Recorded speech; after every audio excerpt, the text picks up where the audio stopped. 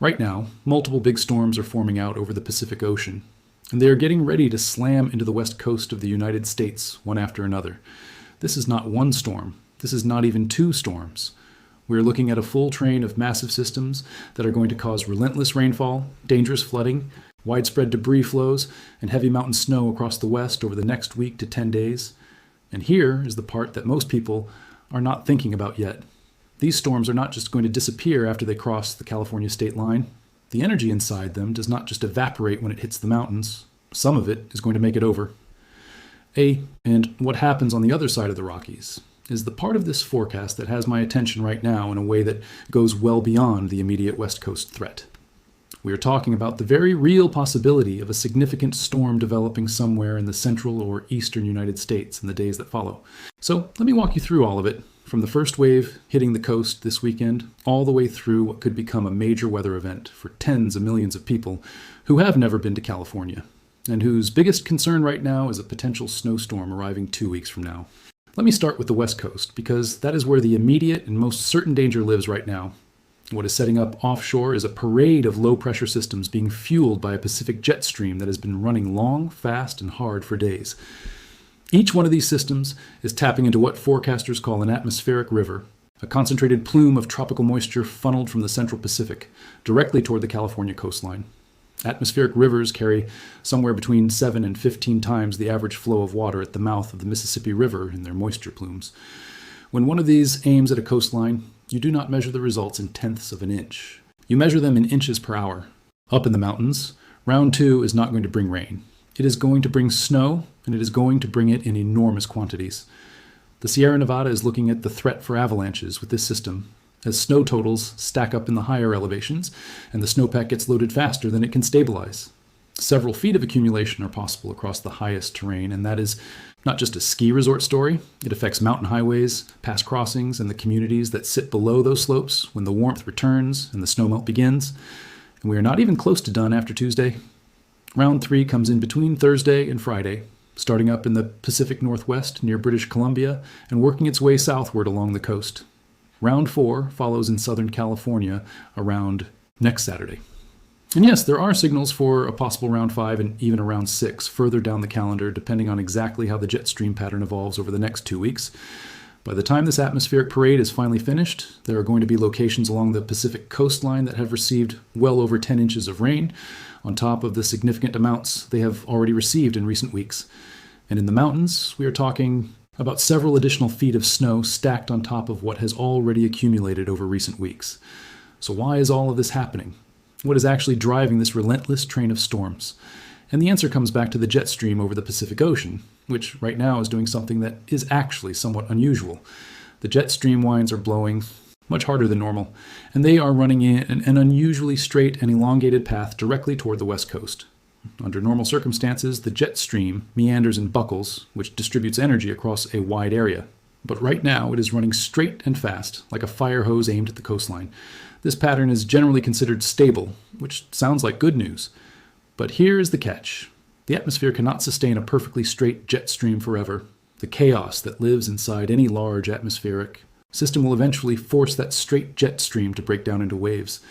And those waves, energetic disturbances embedded in the flow, are what fuel the individual storm systems that are going to march one after another into the west coast over the coming days. The longer and faster that jet stream runs, the more energy gets stored in each wave, and the more intense each resulting storm system becomes. This is why we are not talking about one storm or two storms.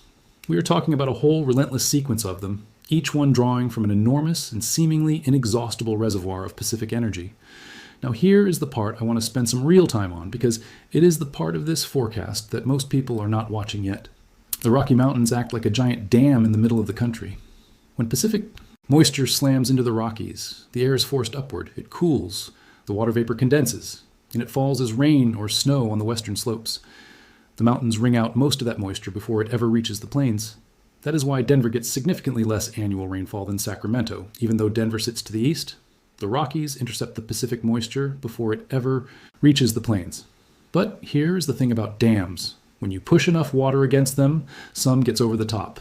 And right now we are pushing an enormous amount of Pacific moisture against the Rockies with multiple consecutive storm systems. Some of that residual water vapor that does not condense on the western slopes is going to make it over the mountains. And when it does, it is going to meet up with something very interesting on the other side. On the eastern side of the Rockies, there are two other sources of atmospheric energy that can combine with the Pacific moisture sneaking over the mountains. There is energy coming down from Canada in the form of cold upper-level disturbances pushing southward, and there is moisture rising northward from the Gulf of Mexico, ahead of any developing surface low. When Pacific moisture energy crosses the Rockies and fuses with cold Canadian air from the north and warm Gulf moisture rising from the south, you have what forecasters call a phasing event. 3 separate pieces of atmospheric energy coming together simultaneously. And when 3 pieces of energy phase together in the right location at the right time, the resulting storm system can be significantly stronger than any of the 3 individual pieces would have produced on their own. That is the setup that is trying to come together in the medium range, and it is the setup that has the ensemble models starting to light up.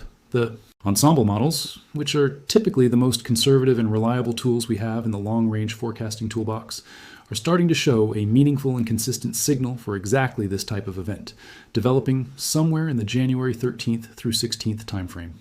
When ensemble models, which run dozens of slightly different versions of the same forecast to account for uncertainty, start converging on the same general scenario, that is worth taking seriously. And honestly, some of the deterministic models like the GFS are going even further and showing the development of a significant winter storm with heavy snow in the Great Lakes region, followed by a new low-pressure center developing off the East Coast. I want to be completely honest with you about the uncertainty here, because honesty is more useful than false confidence. I am fairly confident there is going to be a storm. The atmospheric ingredients are there and the setup is real. And what I am genuinely uncertain about is exactly where this storm tracks once the energy gets past the Rocky Mountains. Does it track north or south? Does the cold air from Canada arrive deep enough and early enough to produce widespread heavy snow? Or does the Gulf moisture push the snow line too far north for the major East Coast population centers? Those are the details that will only come into focus as new. Model data pours in over the next several days. And the honest answer is that any forecaster who tells you they know the specific answer to those questions right now is telling you more than the atmosphere is currently willing to reveal. What I can tell you is that the setup is real, the energy is there, and the window for a significant eastern storm is open. Right now, I am watching this very closely, and I want you to watch it with me. If you live anywhere from the Great Lakes, through the Ohio Valley, the Mid-Atlantic, and into New England, this is the time frame I want you to have on your radar. Not with panic, but with awareness and smart preparation. Because here's the thing about big storms. Whether it is the atmospheric rivers hammering California or a potential East Coast winter storm, the preparation principles are the same. Know what is coming before it arrives. Have a plan. Have supplies ready for at least 72 hours without power or access to normal services. Pay close attention to official guidance from your local National Weather Service office as the details sharpen with each new model run. The energy in this setup is real. The moisture is real. The storms are coming. Being prepared costs you nothing, and being caught unprepared can cost you everything. Watch the West Coast closely this weekend and into next week. Pay close attention to any evacuation orders in burn scar areas and act on them early, not after the rain has already started. Give the mountain passes extra time and check conditions before you travel, because round 2 on Monday and Tuesday is going to make many of those passes genuinely dangerous.